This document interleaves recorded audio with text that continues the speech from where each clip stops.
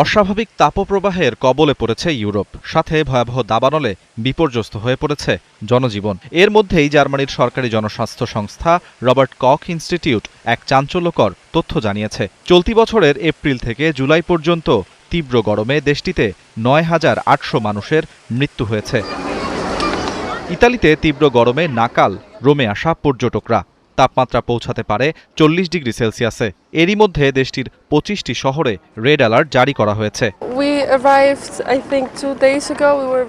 আমরা এমন অসহনীয় গরম আশা করিনি।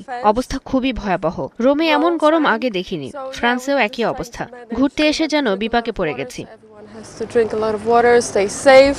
বিশেষজ্ঞরা বলছেন, জলবায়ু পরিবর্তনের কারণে ইউরোপে তাপপ্রবাহের তীব্রতা বাড়ছে। ফলে রাতারাতি কমছে না তাপমাত্রা। সবচেয়ে বেশি ঝুঁকিতে আছেন বয়স্ক, শিশু এবং অসুস্থরা। দাবানল নিয়ন্ত্রণে গ্রিসে চলছে বিমান ও হেলিকপ্টারের অভিযান। রাজধানী এথেন্সের পশ্চিমে পোর্তো জার্মেনো এলাকায় আগুন দ্রুত ছড়িয়ে পড়ায় ১,০০০-এর বেশি মানুষকে নিরাপদ স্থানে সরিয়ে নেওয়া হয়েছে। আগুন নিয়ন্ত্রণে কাজ করছেন দমকল কর্মীর শত শত সদস্য। ফ্রান্সে ইতিহাসের অন্যতম ভয়াবহ দাবানল নিয়ন্ত্রণে এলেও ক্ষতিগ্রস্ত এলাকাগুলোতে এখনও সতর্ক নজরদারি চলছে।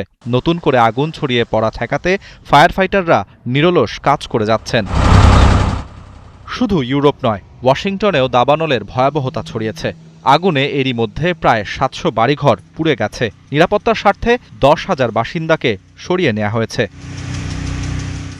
জলবায়ু পরিবর্তনের প্রভাবে চরম আবহাওয়া, তাপপ্রবাহ ও দাবানল বিশ্বজুড়েই বাড়ছে বলে মত বিশ্লেষকদের। ফলে দুর্যোগ মোকাবেলার পাশাপাশি দীর্ঘমেয়াদী জলবায়ু পরিবর্তনের সাথে মানিয়ে নেয়ার কৌশল জোরদার করার তাগিদও বাড়ছে। আরাফাত ইসলাম, ৭১।